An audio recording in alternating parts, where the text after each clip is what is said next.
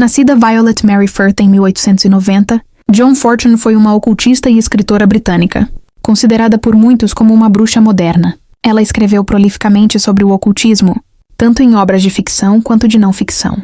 Em 1924, fundou a Fraternidade da Luz Interior, uma sociedade mágica que tratava de filosofia religiosa e realidades alternativas. Ela faleceu em 1946, deixando para trás sua sociedade mágica, que sobrevive até os dias atuais. Ronald Hutton, em seu livro O Triunfo da Lua, uma história da bruxaria pagã moderna, a considera a figura feminina mais importante do ocultismo britânico do início do século XX.